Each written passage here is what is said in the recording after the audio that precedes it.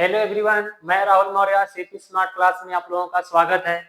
जैसा कि आप जान रहे हैं कि आपके सीपी स्मार्ट क्लास में अलग अलग फैकल्टी एड भी हैं, जैसे आपका बायो हो गया, केमिस्ट्री हो गया, इंग्लिश हो गया, मैथ हो गया, ठीक है ना। और यहाँ पर देख रहे होंगे राजस्थान में, यूपी में, बिहार में लगातार वैकेंसियां आ रही हैं।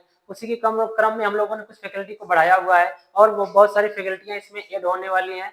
तो जिस जिस फैकल्टी से आप जुड़े होंगे, जिस सब्जेक्ट से आप जुड़े होंगे, तो एक बार हमारे यहाँ कांटेक्ट नंबर पे आप पता कर लेंगे। यहाँ जो नीचे दिया गया है, देखिए जो कांटेक्ट नंबर दो है, इसमें पहला जो है 8299226960 है, दूसरा वाला क्या है 6392030782। दोनों में से कोई भी कांटेक्ट करेंगे, दोनों में से आप लोग क्वेरी कर सकते हैं। इस पे कांटेक्ट करके अपना सब्जेक्ट पे पूछ सकते हैं कि आपका जो बैचेज आपके चल रहे हैं कि नहीं, कब से स्टार्ट होने वाले हैं, ठीक है ना।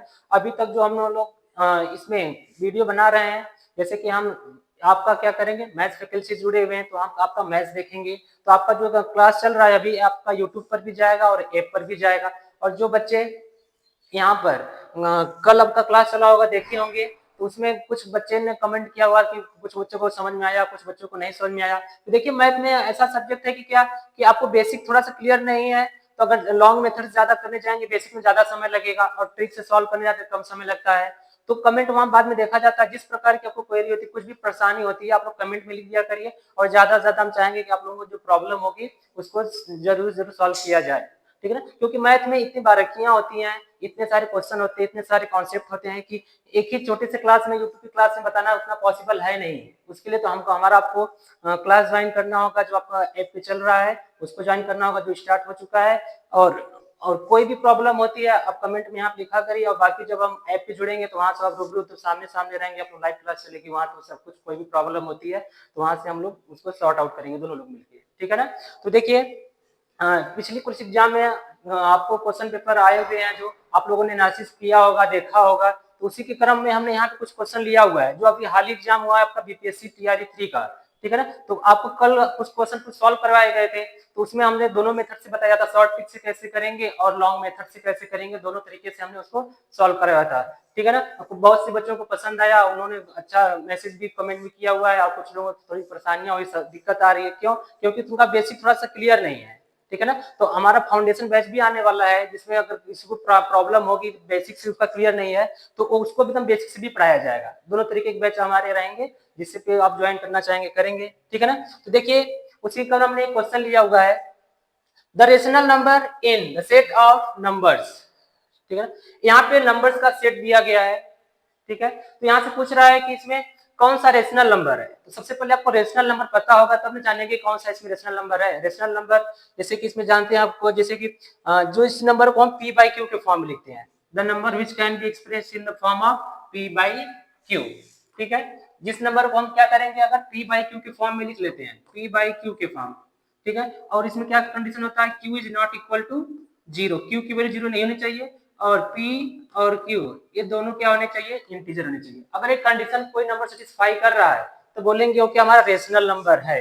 तो इसमें बताना कौन सा रेशनल नंबर है, कौन सा नहीं है। तो कोई एक ही होगा इसमें से, या दो हो सकते हैं, या मोर देन हो सकते हैं। यहाँ ढेर सारे ऑप्शन है, ठीक है ना। तो ऑप्शन में थोड़ा सा देख लीजिए, यहाँ पे थोड़ा सा ऑप्शन बना लीजिए, थोड़ा सा टाइपिंग मिस्टेक हो गया है, तो इसमें अंडर रूट 2 127 अंडर रूट में रहेगा, तो इसमें से बताना कौन सा है सही है, ठीक है ना। तो देखेंगे जैसे आपका लिखा हुआ है 3 पावर 1/3, ठीक है ना। तो ये आपका क्या हो जाएगा, क्यूब रूट 3 हो जाएगा, क्योंकि 3 का क्यूब रूट को निकालेंगे तो आएगा, क्योंकि 3 हमारा प्राइम नंबर है। प्राइम नंबर क्या होता है, जिसके पास दो फैक्टर होते हैं, ठीक है ना। तो 3 का बस वही फैक्टर होगा, तो हमारा क्या होगा, प्राइम नंबर है, इसका भी नहीं आएगा। अंडर रूट 2 ये भी हमारा प्राइम नंबर है, लेकिन जब 4 का स्क्वायर रूट निकालने जाएंगे तो 4 का स्क्वायर रूट क्या होता है, 2 होता है। ऐसे 127 का निकालने जाएंगे तो ये भी हमारा क्या 127 ही रहेगा, ठीक है ना। ये भी प्राइम नंबर है। तो इसमें कौन सा हम पी बाई क्यू के फॉर्म लिख सकते हैं, जो हमारा 2 आया हुआ है, हम 2 बाई इसको 1 लिख सकते हैं, ये हमारा पी बाई क्यू के फॉर्म का है।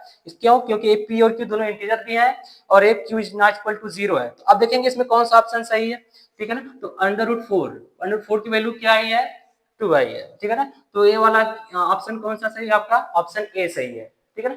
तो आपको एग्जाम इतना समय नहीं लेना है, तुरंत यही जो ऑप्शन दिया गया है इसी ऑप्शन बना लेना है, कि इसका देखेंगे प्राइम नंबर है तो नहीं हो सकता, ये नहीं हो सकता, जो प्राइम नंबर है एक परफेक्ट स्क्वायर नंबर है, परफेक्ट स्क्वायर नंबर है, इसलिए हमारा क्या है रेशनल नंबर होगा। और रेशनल नंबर आपको भी बताएं जिसको हम p बाई क्यू के फॉर्म में लिखेंगे, और इसका जो डिनोमिनेटर है, जो इसका हर होगा, जीरो नहीं होना चाहिए। अगर जीरो हो जाएगा तो डिफाइंड नंबर हो जाएगा, ठीक है। और p और q इंटीजर भी होने चाहिए। इंटीजर में क्या होता है, आपका जो प्लस नंबर होते हैं 1 2 3, माइनस 1 2 3 होता है, जीरो भी होता है, ये सब इंटीजर होते हैं, ठीक है ना। तो ठीक है, तो इसको आप सॉल्व कर लिया, बहुत ज्यादा इजी भी क्वेश्चन था, इसको मैक्सिमम लोग सॉल्व कर सकते हैं, ठीक है ना। अगला क्वेश्चन देखेंगे हम, इसमें जो दिया हुआ है next question, HCF of 2x square plus 2x, और दूसरा टर्म दिया हुआ है इसमें x स्क्वायर प्लस 1, और चौथा इसमें है, तीसरा है क्या, x स्क्वायर माइनस 4। अब इसमें से बताना है इसमें एचसीएफ क्या है, ठीक है ना। तो एचसीएफ क्या होता है, कुछ लोगों को सबको पता होगा, कुछ लोग नहीं जानते होंगे। एचसीएफ क्या होता है, आपका जो हाईएस्ट कॉमन फैक्टर होता है। जो एचसीएफ को जानना चाहेंगे, एचसीएफ क्या बोलते हैं, इसका मस बोलते हैं, जैसे आप लोग निकालते हो मस क्या है, या एचसीएफ उसी को बोलते हैं, ठीक है ना। तो यहाँ पे इंग्लिश में लिखा हुआ है, तो इसलिए एचसीएफ बोलेंगे, हाईएस्ट कॉमन फैक्टर बोलेंगे। हाईएस्ट कॉमन फैक्टर जो इसमें तीनों में जो कॉमन होगा उसी को क्या करेंगे, उसका एचसीएफ बोलेंगे। अब देखेंगे तीनों में कौन कॉमन दिख रहा है, इसमें 2x square plus 2x common कुछ नहीं दिख रहा है, ठीक है ना। तो क्या करेंगे, इसमें नन ऑफ दीज लगा देंगे, नन ऑफ दीज, ठीक है ना।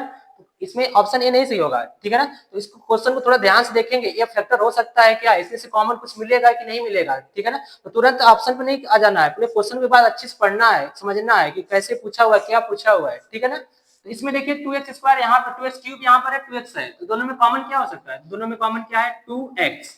यहाँ पे क्या बचेगा, x प्लस, ठीक है ना, एक्स स्क्वायर प्लस 1 बचेगा, 2x कॉमन कर लिए, ठीक है। पहला टर्म हमारा एक, दूसरा क्या हो जाएगा, एक्स स्क्वायर प्लस 1, इसमें कुछ फैक्टर भी नहीं होगा, कॉमन भी नहीं है, ठीक है।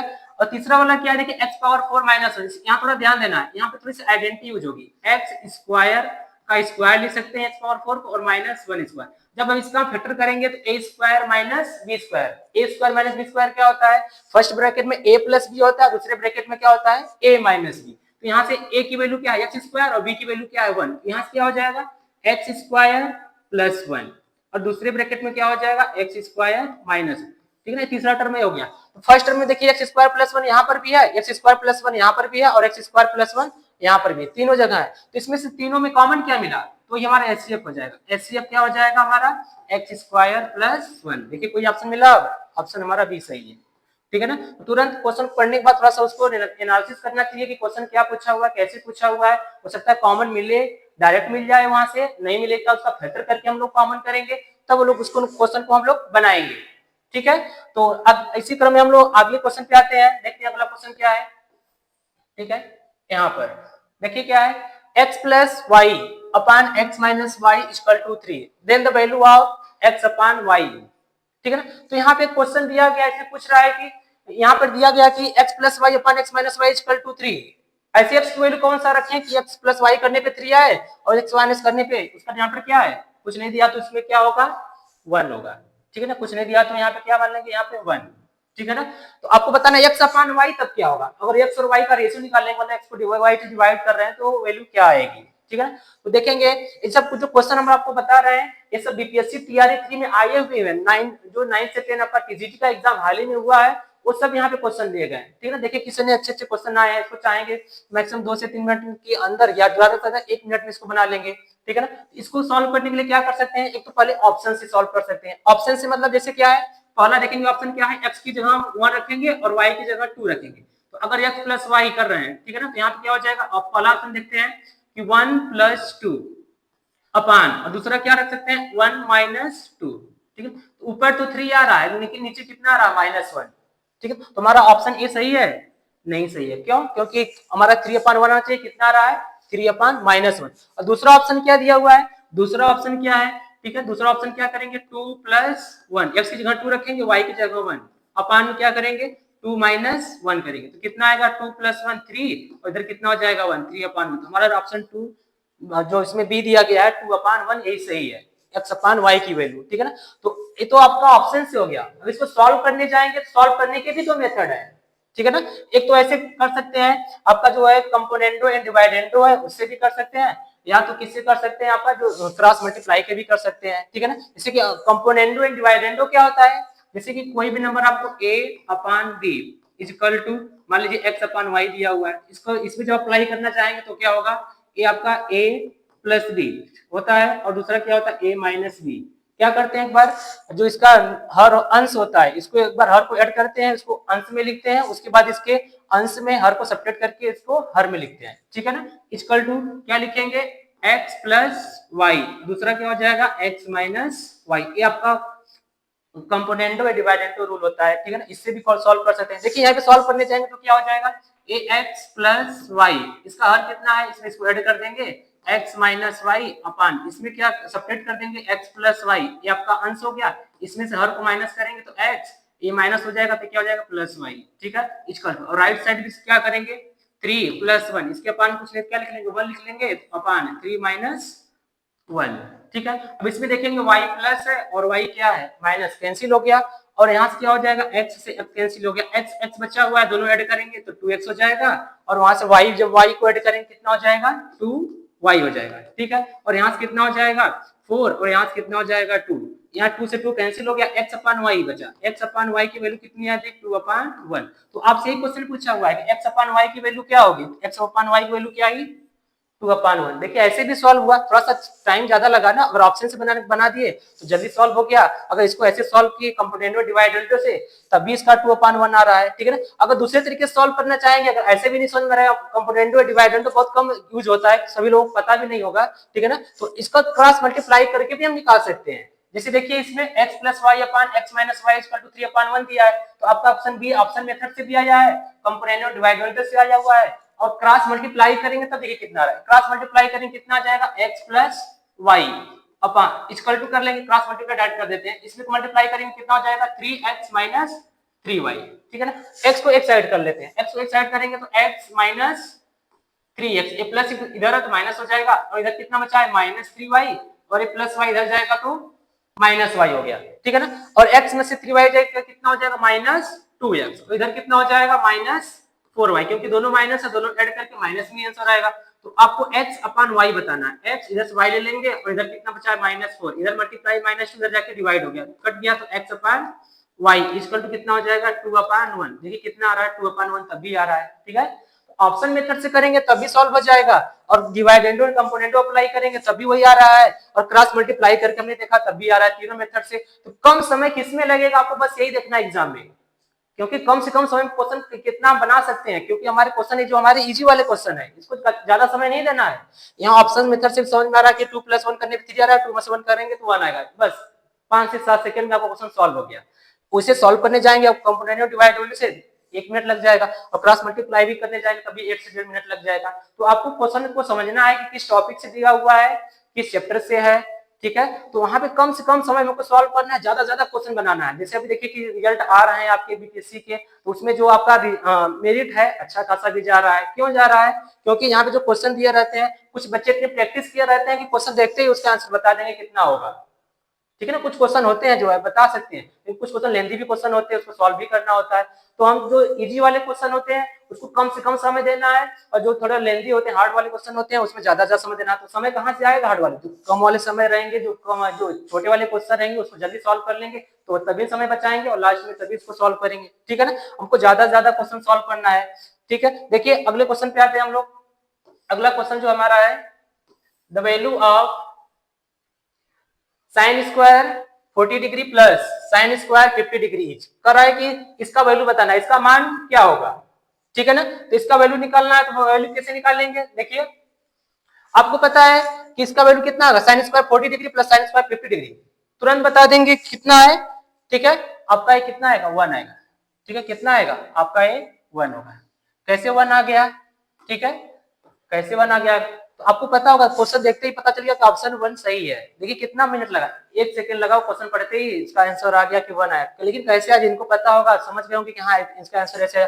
तो एक कॉन्सेप्ट है, थोड़ा सा इसमें ध्यान देंगे। अगर a प्लस बी क्या है, दोनों एंगल होते हैं, a प्लस बी का सम अगर 90 डिग्री होता है, ठीक है ना, तो ये क्या sine square a plus cos square B, ये कॉस स्क्वायर a क्या बना, तो ये हमारा क्या होता है 1 तो होता ही है, लेकिन यहाँ से क्या हो जाएगा, अगर sign square a plus sine square b तब भी क्या होता है हमारा 1 होता है, ठीक है ना। तो यहाँ पे देखिए a की वैल्यू कितनी है 40 डिग्री है, और b की वैल्यू कितनी है 50 डिग्री, दोनों को ऐड करेंगे 50 और 40 को, 50 और 40 को ऐड करेंगे कितना आएगा 90 आएगा। तो sine square A plus sign square B के फॉर्म का इसका सम कितना आएगा 1 आएगा, ठीक है ना। तो अगर मान लीजिए कि ये फार्मूला हमको भूल गया कि दोनों का सम अगर 90 होता है तब इसको कैसे बनाएंगे, छोड़ देंगे क्वेश्चन को, नहीं थोड़ा सा समय ज्यादा लेगा, तो क्या करेंगे, इजी क्वेश्चन इसको बनाना ही है, तो इसको क्या करेंगे हम लोग, ठीक है। देखिए इसमें क्या होगा, ये साइन स्क्वायर 40 डिग्री लिखा हुआ है प्लस यहाँ देखिए साइन स्क्वायर 50 डिग्री है, तो 50 को क्या लिख सकते हैं, ये साइन स्क्वायर 50 को क्या लिख सकते हैं 90 माइनस 40 डिग्री, ठीक है ना। 90 में से 40 क्या आप माइनस करेंगे कितना आएगा 50 ही आएगा। तो आपको पता होगा कि साइन स्क्वायर 40 इसको तो एज इट इज रहेगा प्लस यहाँ थोड़ा ध्यान देना, साइन 90 माइनस थीटा क्या होता है कॉस थीटा होता है, इसका स्क्वायर है तो क्या हो जाएगा कॉस स्क्वायर 40 डिग्री, ठीक है। तो देखिए अभी पहला जो रिजल्ट लिखा हुआ है sign square A plus cos square, दोनों एंगल यहाँ पे बराबर होता है, एक साइन होता है एक कॉस होता है, तो sine square A plus cos square A equal to क्या होता है आपका 1 होता है, तो ये भी क्या हो जाएगा देखिए 1 ही आ रहा है, तब भी हो गया।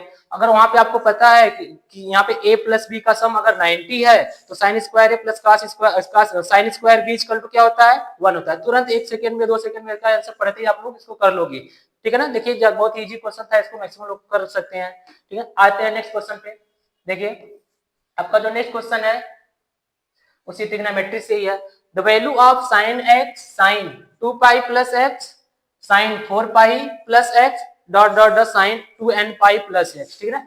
ये आपका टीआरई 3 में क्वेश्चन आया हुआ था बीपीएससी, और मैक्सिमम बच्चों ने इसका आंसर गलत ही कर दिया था, क्यों, क्योंकि प्रैक्टिस करने के बाद भी यहाँ पे देखिए जैसे कि आपको पता होगा कि sign 2n pi plus theta क्या होता है आपका sign 2n pi plus theta, आपको पता होगा sign 2n pi plus theta, ये आपका क्या होता है साइन थीटा ही होता है, ठीक है ना, क्या होता है साइन थीटा होता है। तो देखिए हमें यहाँ से साइन थीटा मिल रहा है, साइन थीटा साइन कितना बार है n बार है, किसी नंबर को n बार से मल्टीप्लाई करेंगे तो क्या हो जाएगा साइन पावर n थीटा, तो यहाँ थीटा हो जाएगा, तो यहाँ पे x दिया तो x होगा, तो मैक्सिमम बच्चों ने इसका इस बार आंसर कितना लगाया था b लगाया था, बहुत लोगों ने गलत किया हुआ था, ठीक है ना।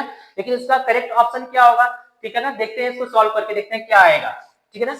देखिए जैसे यहाँ दिया है साइन थीटा, ठीक है ना, साइन x दिया हुआ है, तो थीटा की जगह बस x हो गया, तो यहाँ पे कितना हो जाएगा साइन x, और ब्रैकेट में लिखेंगे इसको जितना यहाँ से दिया हुआ है, ठीक है ना, साइन 2 पाई प्लस x, और एक वाला टर्म कितना दिया हुआ है इनटू में, ठीक है, साइन 4 पाई प्लस x, ठीक है, और ये वाला कितना दिया हुआ है डॉट डॉट डॉट डॉट कहां तक sign 2n pi plus x दिया हुआ है, ठीक है ना। अब आपको पता है अभी बताएं 2n पाई प्लस थीटा क्या होता है हमारा, sign 2n pi plus theta क्या होता है साइन थीटा होता है, आपको बताएं अभी sine 2n pi plus theta equal to क्या होता है 1 होता है। अगर 1 की जगह में रखेंगे n की जगह में रखेंगे तो क्या होगा 2 पाई प्लस थीटा, तभी हमारा 1 आएगा। अगर साइन 2 रखते हैं 2 2 कितना हो जाएगा 4 पाई प्लस थीटा, तब भी क्या आएगा 1, तो वही तो लिखा गया है यहाँ पे sine 2 pi plus x sine 4 pi plus data 2n pi plus x,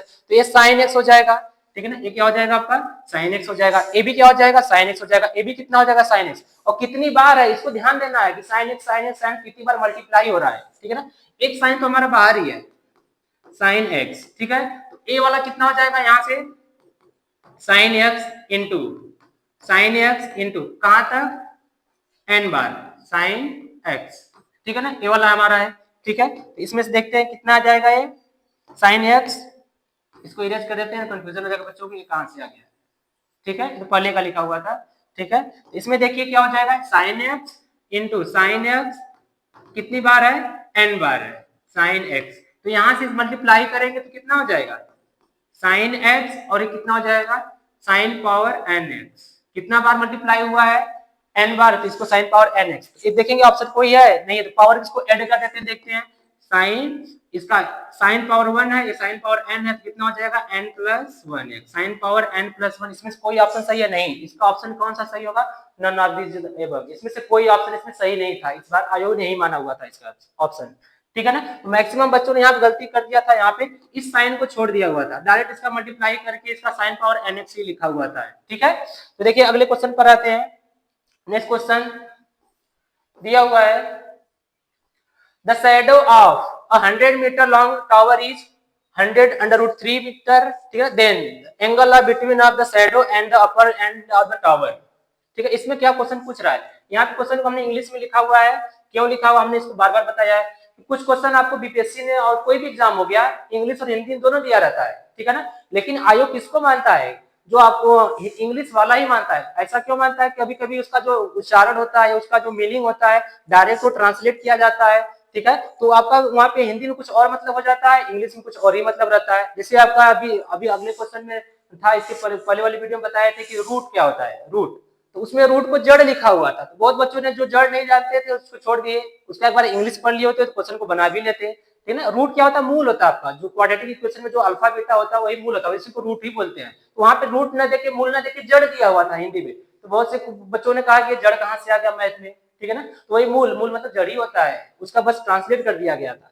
ठीक है। तो यहाँ पे देखिए द शैडो, शैडो मींस क्या होता है, परछाई, छाया जो होती है, ठीक है, ऑफ 100 मीटर टावर लॉन्ग, एक 100 मीटर क्या है, 100 मीटर का टावर है, मान लेते हैं कोई टावर है ए और बी, इसकी जो हाइट होगी कितनी होगी, 100 मीटर है, और इसकी जो छाया है कितनी मीटर है, 100/3, ठीक है। इसकी जो छाया है इस साइड भी बना सकते हैं, इस साइड भी, कोई दिक्कत नहीं, इधर भी सन होगा उसका एंगल ऑफ एलिवेशन उधर होगा √3, ठीक है। तो कह रहा है कि हमको एंगल ऑफ एलिवेशन बनाना है। एंगल ऑफ एलिवेशन आपको पता होगा, जब भी कोई हमारे हाइट से हॉरिजॉन्टल लेवल से ऊपर की साइड होता है तो एंगल ऑफ एलिवेशन बोलते हैं, ठीक है ना। एंगल ऑफ एलिवेशन क्या हो गया, जैसे मान लीजिए हम कोई ग्राउंड पे खड़े हैं, छत पे कोई चिड़िया बैठी है उसको जब देख रहे हैं तो हॉरिजॉन्टल लेवल से जो एंगल बनेगा उसको क्या बोलेंगे, एंगल ऑफ एलिवेशन।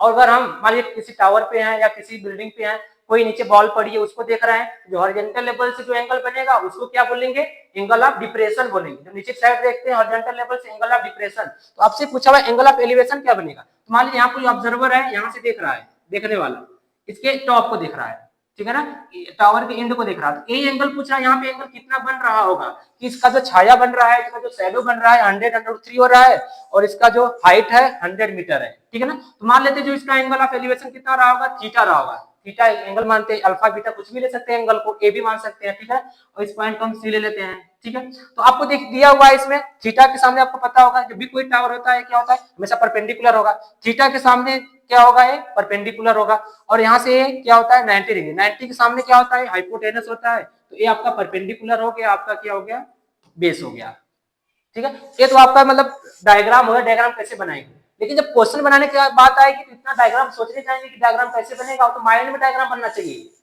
ठीक है। तुरंत क्या करेंगे, यहाँ पे देखेंगे इसका जो टावर का लेंथ कितना है, 100 है, 100 मीटर, और यहाँ से कितना है 103, इसको कैंसिल कर देंगे, कितना आएगा 1/√3 आएगा। तो एंगल ऑफ एलिवेशन देखेंगे, थीटा, थीटा कितना दिया है आपको, वही तो फाइंड करना है, तो 1/√3, तो tan थीटा कितना हो जाएगा आपका, 1/√3 कितना होगा 45। वहां तो क्वेश्चन को बना के आगे निकल जाना है, एक क्वेश्चन पे रुकना नहीं है हमको, ठीक है ना। ये तो बेसिक से हो गया, कैसे अगर नहीं समझ में आ रहा है तो डायग्राम बनाएंगे, ऐसे कैसे करेंगे, ठीक है ना। तो देखिए बेसिक से क्या करेंगे, डायग्राम तो हमारा बन गया, अभी थीटा निकालना है, थीटा कितना निकलेगा, अभी हमने बताया कितना आया 30 डिग्री, ठीक है। तो यहाँ से निकालेंगे, मान लेते हैं इसमें tan थीटा, tan ही थीटा क्यों लगा रहे हैं, साइन कांस्टेंट ढेर सारा होता है, tan ही क्यों लगा रहे हैं, क्योंकि इसमें परपेंडिकुलर है और बेस का रेशियो दिया हुआ है, इसलिए tan थीटा लगा रहे हैं। आपको साइन दिया रहता, हाइपोटेनस और परपेंडिकुलर का रेशियो निकालते, कॉस रहता तो इसको निकालते, ठीक है ना। तो यहाँ पे थोड़ा ध्यान देना, तो tan थीटा क्यों निकालना है, tan थीटा इक्वल टू कितना होता है, परपेंडिकुलर 100 है और इसका बेस कितना है 100/√3, इसको कैंसिल करेंगे, देखिए 1/√3 वही आया जो हमने बताया होगा। तो tan थीटा की किसकी, tan थीटा, इसके लिए आपको ट्रिग्नोमेट्रिक टेबल पूरा याद होना चाहिए, sin 0 की वैल्यू क्या होती है, sin 45 की वैल्यू क्या होती है, sin 30 की वैल्यू क्या होती है, cos का क्या होता है, सबकी वैल्यू याद रहेगी तभी यहाँ पे कर पाएंगे, नहीं तो वहां पे पूरा टेबल बनाने जाएंगे, टेबल बनाना तो इजी है लेकिन टेबल बनाने में कम से कम 2 से 4 मिनट तो लगेगा ही, ठीक है ना। तो ये पूरा याद होना चाहिए, याद कैसे होगा, जितना क्वेश्चन प्रैक्टिस करेंगे तभी याद होगा, ठीक है ना। tan थीटा दिया है 1/√3, तो थीटा की वैल्यू क्या हो जाएगी, किसकी tan थीटा की वैल्यू होती है, tan ये 30 डिग्री होता है, ठीक है ना, 30 डिग्री। ऑप्शन कौन सा सही है, देखिए सी है। तो यहाँ से क्वेश्चन पढ़ते ही आपको ऑप्शन बना लेना है कौन सा है, अगर नहीं समझा थोड़ा डायग्राम बना के बना सकते हैं, ठीक है ना, नहीं डायरेक्ट यहीं से सॉल्व कर लेंगे, इसका 1/3 रेशियो आएगा, tan का आएगा, तो ये आपका थीटा आ जाएगा, ठीक है ना। तो अगले क्वेश्चन पे आते हैं, क्वेश्चन और देख लेते हैं, ठीक है। यहाँ पे दिया हुआ है cosine of sum of an angle and it's supplementary angle. देखिए हमने जो बात किया हुआ था कि जो क्वेश्चन इंग्लिश में दिया रहता और हिंदी में दिया रहता, वो क्वेश्चन हमारे पास आ गया, ठीक है ना। तो यहाँ पे दिया हुआ cosine sum of an angle, कौन सा एंगल दिया हुआ है, एंगल तो कोई दिया नहीं है, ठीक है ना, और इसका सप्लीमेंट्री दिया है, ठीक है ना, सप्लीमेंट्री और कॉम्प्लीमेंट्री दो एंगल होता है, मतलब दो एंगल को ऐड करने पे उसका जब रिजल्ट जो दोनों का सम आता है 180 आता है, सप्लीमेंट्री होता है, कॉम्प्लीमेंट्री कितना होता है 90 सम आता है। तो यहाँ पे सप्लीमेंट्री दिया हुआ था, लेकिन हिंदी वाले में क्या दिया हुआ था, कॉम्प्लीमेंट्री पूरक दिया हुआ था, ठीक है ना। तो वहां पे आप लोगों को बहुत सारे बच्चे ने क्या कर दिया था, हिंदी वाला पढ़ के सॉल्व कर दिया था, मैक्सिमम बच्चों का क्वेश्चन रॉन्ग हो गया था। क्यों? क्योंकि आयोग ने जो था हिंदी वाला नहीं माना था, इंग्लिश वाला ही माना था, सप्लीमेंट्री को ही माना था, क्योंकि सप्लीमेंट्री से करेंगे तो इसका ऑप्शन दूसरा आएगा, कॉम्प्लीमेंट्री से करेंगे तो इसका ऑप्शन दूसरा आएगा, ठीक है ना। देखिए जैसे इसका कोई एंगल मान लेते हैं, कोई एंगल थीटा है और इसका सप्लीमेंट्री कितना होगा 180 माइनस थीटा, दोनों को ऐड करेंगे तो 180 आएगा, सप्लीमेंट्री होता है।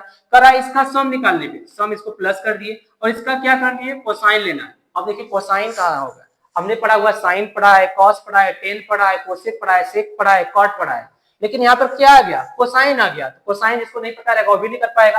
कोसाइन क्या होता है, कॉस होता है, ठीक है ना, ये सबका अब्रिविएशन होता है, साइन का पूरा नाम साइन ही होता है, कॉस का क्या होता है, कोसाइन होता है, टेन का क्या होता है, टेंजेंट होता है, ठीक है ना। ऐसे सेक क्या होता है, सेकेंड होता है, कोसेक क्या होता है, कोसेकेंड होता है, ठीक है ना। सबका फुल नेम पूरा पता भी होना चाहिए, क्योंकि क्वेश्चन ऐसे ही देता है, आयोग ने दिया हुआ तो ऐसे क्वेश्चन तो बहुत इजी है, लेकिन यहाँ पे कोसाइन बस लगा दिया है, ठीक है ना। तो यहाँ पे कितना हो जाएगा, थीटा से थीटा क्या होगा, कैंसिल हो गया, तो आपको पता है cos 180, फिर से टेबल का यूज हो गया, cos 180 क्या होगा -1। देखिए कितना आसान क्वेश्चन था, जिनको कोसाइन नहीं पता रहेगा तो वो भी नहीं कर पाएंगे, ठीक है ना। तो ऐसे ही देखिए, तो आपका डेमो क्लास भी चल रहा है, तो ये हमारी वीडियो जो है यूट्यूब पर मिलेगी और हमारी ऐप पर भी मिलेगी, ठीक है ना। तो अगले वीडियो में हम लोग तो मिलेंगे तो ऐसे ही कुछ क्वेश्चन और लेंगे, और भी कंपटीशन के एग्जाम जो हुए हैं उसको क्वेश्चन को हम लेकर आपके यहाँ उपस्थित होंगे, और उसको चाहेंगे बेसिक से भी बताएं और उसको शॉर्ट ट्रिक्स भी बताएं और लॉन्ग मेथड, जैसे भी आपको समझ में आ जाए, ठीक है ना। तो मिलते हैं हम लोग अगले वीडियो में, ठीक है, थैंक यू।